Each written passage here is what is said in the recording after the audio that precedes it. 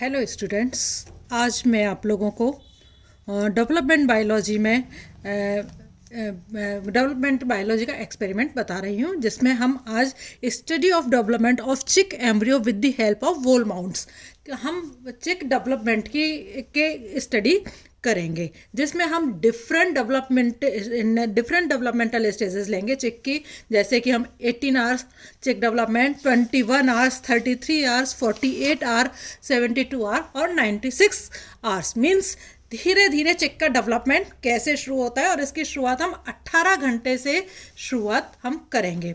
तो सबसे पहले मैं आप लोगों को एक्सपेरिमेंट्स में स्लाइड्स जो है वो दिखाई जाएंगी, और उनकी जो डेवलपमेंट स्टेज आप स्लाइड्स के द्वारा पढ़ाई करोगे उसके लिए।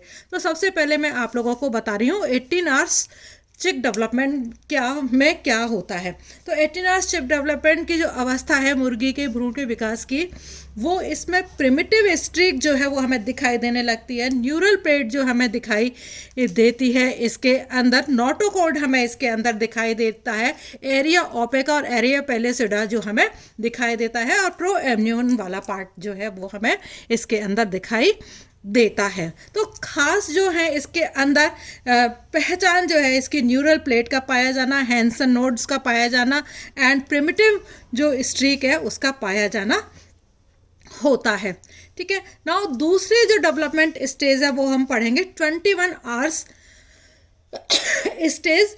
21 आवर्स स्टेज में जो प्रिमिटिव स्ट्रिक की जो मेजोडर्मल सेल्स हैं वो लेटरल साइड में फैलने लग जाती हैं, और लेटरल साइड में फैलने से वो पीछे का जो पार्ट है डोर्सल साइड पार्ट में वो थोड़ा सा थिक हो जाता है। साथ ही इसमें एक जोड़ी जो देह खंड जो हैं, या जिनको हम इंग्लिश में बोलते हैं सोमाइट्स, जो है वो इसमें बंद होना शुरू हो जाते हैं।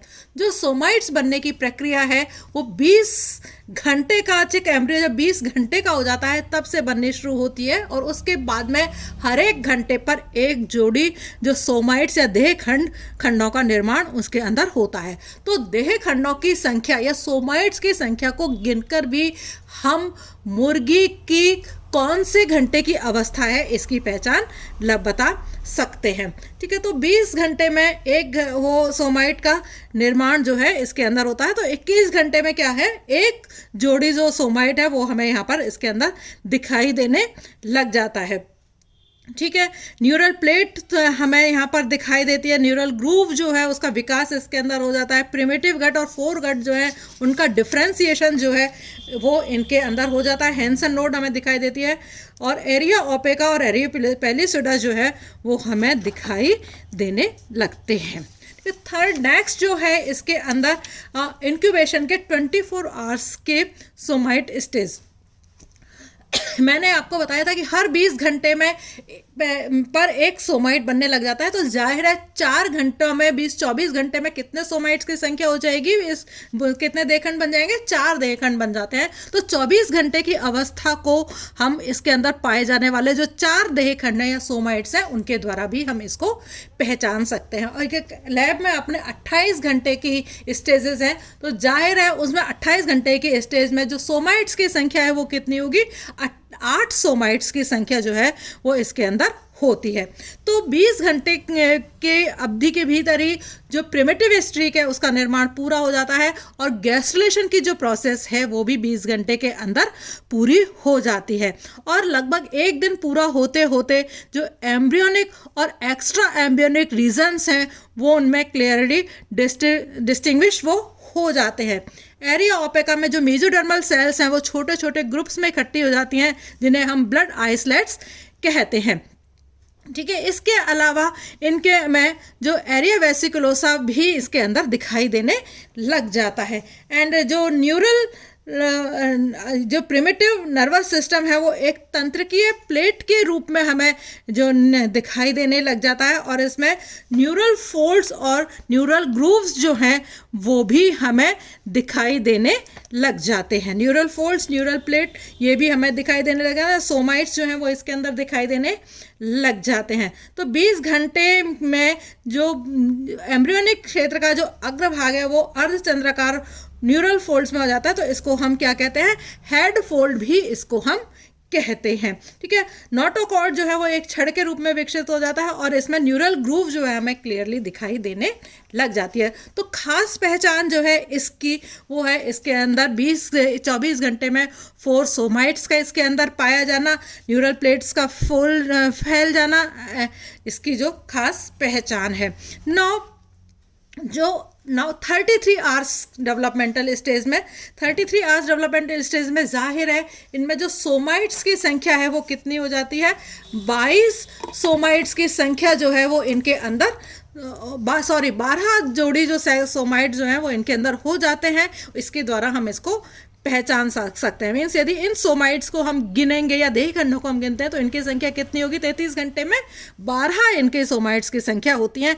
और इस स्टेज में जो सेंट्रल नर्वस सिस्टम है और जो सर्कुलेटरी सिस्टम के डेवलपमेंट जो है खास तौर से हमें दिखाई देते हैं, किसके, नर्वस सिस्टम के और सर्कुलेटरी सिस्टम के। तो नर्वस सिस्टम में 3 जो गांठदार संरचनाएं जो हमें दिखाई देती हैं, फोर ब्रेन, मिड ब्रेन और हाइंड ब्रेन जो है वो हमें अलग से दिखाई देने लग जाते हैं। इसके में मीन्स पैरासिफेलॉन, मेसोसिफेलॉन और रेम्बेनसिफेलॉन जो है वो हमें क्लियरली हम उनको डिस्टिंग्विश यहाँ पर कर सकते हैं। प्रिमिटिव स्ट्रीक जो है वो हमें यहाँ पर दिखाई देती है, न्यूरल प्लेट भी हमें यहाँ पर दिखाई देती है, नोटोकॉर्ड हमें यहाँ पर दिखाई देती है। हार्ट का जो डेवलपमेंट की जो शुरुआत है वो यहाँ पर हो जाती है। प्रिमिटिव स्ट्रीक जो हमें दिखाई तो देती है लेकिन उसका जो साइज़ है वो लंबाई जो है उसकी धीरे धीरे छोटी होने लग जाती है। नाउ 48 आवर्स 48 आवर्स मीन्स 2 दिन में क्या क्या चेंजेस जो है 2 घंटे इंक्यूबेशन पीरियड को हो जाते हैं, तो चिक के अंदर डेवलपमेंट में क्या फ़र्क आता है। तो इसमें जो पेयर्स की संख्या होती है वो 27 पेयर्स सोमाइट्स जो हैं वो इनके अंदर इस टाइम बन जाते हैं। और इसमें जो टॉर्शन होता है इसके अंदर और फ्लैग्स और नमनता आती है, मीन्स फ्लेक्चर के कारण जो भ्रूण की जो आकृति है उसमें थोड़ा परिवर्तन होता है और भ्रूण थोड़ा सा लंबा हो जाता है और योक के ऊपर से हटकर जो योक है वो बाईं ओर की तरफ आ जाता है। ठीक है, तो इसके अलावा इसमें जो मस्तिष्क हैं, जो फोर ब्रेन है और जो हाइंड ब्रेन है, फोर ब्रेन और हाइंड ब्रेन दोनों कैसे समांतर मीन्स एक पास में आ जाते हैं और इसे क्या कहते हैं, सर्वाइकल फ्लेक्सर इसको हम कहते हैं, जब फोर ब्रेन और हाइंड ब्रेन दोनों पास पास में आ जाते हैं। तो इसके अलावा जो खास चीज़ें इसके अंदर दिखाई देती हैं, जो न्यूरल तंत्र के न्यूरल कैनाल जो है वो लगभग पूरी तरह से बंद हो जाती है। और इसके अलावा इसमें जो ब्रेन के 3 क्षेत्र जो हैं अब 5 क्षेत्रों में डिवाइड हो जाते हैं। कौन कौन से, टेलेनसेफेलॉन, डायनसेफेलॉन, मेसेनसेफेलॉन, मेटासेफेलॉन और माइलेनसेफेलॉन में ये डिवाइड हो जाता है। एंड ऑप्टिक कप का ये निर्माण हो जाता है इनके अंदर। और जो हाइंड ब्रेन के जो पास की जो एक्सोडर्म है वो थोड़ी सी मोटी होकर के जो ऑडिटरी संरचना का निर्माण या श्रवण संरचना का निर्माण जो है ये करती है। तो हेड आप देख रहे हैं यहाँ पर लेंसेज बनते हैं, ऑप्टिक कप यहाँ पर बन जाता है। ठीक है, ये सब चीज़ें जो यहाँ पर हार्ट का भी थोड़ा डेवलपमेंट यहाँ पर हो जाता है। और इनके जो सोमाइट्स की संख्या है वो यहाँ पर 27 से लेकर के 29 तक इनके सोमाइट्स की संख्या हो जाती है। खास चेंजेस जो इसके अंदर आते हैं, जो एंटीरियर इंटेस्टाइन जो होती है, अग्र आंत्र में जो है वो खास चेंजेस इसके अंदर आते हैं। इसके अलावा ग्रसनी क्षेत्र के पास में जो फेरेंजियल एक्टोडर्म होती है वो एक थैले के समान रूप में विकसित हो जाती है, जो कि जैसे कि हम रैथकेस पाउच कहते हैं। और ये रैथकेस पाउच जो है आगे बढ़ करके किस में बदल जाता है, पिट्यूटरी ग्लैंड का डेवलपमेंट जो है इसके द्वारा होता है। ठीक है, तो इस तरह से यहाँ पर जो हार्ट है वो नलिकाकार हार्ट जो है वो कर्व्ड होकर के एस की शेप का इसके अंदर हो जाता है। इसके अलावा इसमें जो साइनस वीरोसस है उसका भी निर्माण इसके अंदर हो जाता है और नए सोमाइट्स का निर्माण होता है। मैंने आप लोगों को बताया 27 सोमाइट्स जो है इनके अंदर हो जाते हैं। नाउ 72 आवर्स मीन्स 3 दिन की इंक्यूबेशन के बाद में जो चिक होता है कि उसमें क्या क्या चेंजेस आ जाते हैं।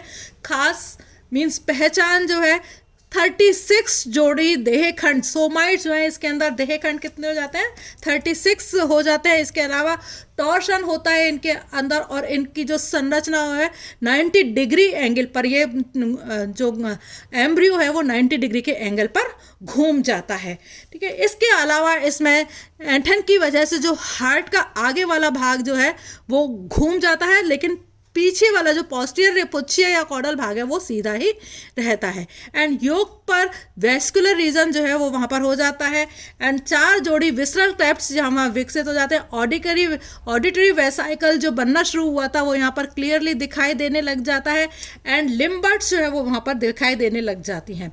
जो 4 लिम्स की लिम्बर्ड्स हैं वो 17 से 19 सोमाइट्स जब बन रहे होते हैं तब दिखाई देने लग जाती हैं, और 26 से लेकर 32 तक जब सोमाइट्स बनते हैं तो 4 लिम्स हाइंड लिम्ब की जो लिम्बर्ड्स हैं वो हमें दिखाई देने लग जाती है। ठीक है, तो इस तरह से इसमें नेत्र में लेंस, सेंसरी और रंगा इस तरह का विभेदन भी यहाँ पर शुरू हो जाता है। नाउ 96 आर्स्टिक एम्ब्रियो में क्या क्या चेंजेस आते हैं। 96 आर्स्टिक एम्ब्रियो की जो संरचना है थोड़ा सा और घूमता है, और इसका टॉर्जन सी के जैसी संरचना का ये निर्माण कर लेता है। इसके अलावा इसमें सोमाइट्स की जो संख्या होती है 41 सोमाइट्स जो है इसके अंदर पाए जाते हैं। और इसके अलावा जो 4 लिम्ब और हाइंड लिम्स की जो बर्ड्स हैं वो क्लियरली दिखाई देती हैं। ऑरिकल और वेंट्रिकल्स जो है वो क्लियरली दिखाई देते हैं। आईज जो है वो क्लियरली दिखाई देते हैं। इनमें लेंस और रेटिना का डेवलपमेंट हो जाता है।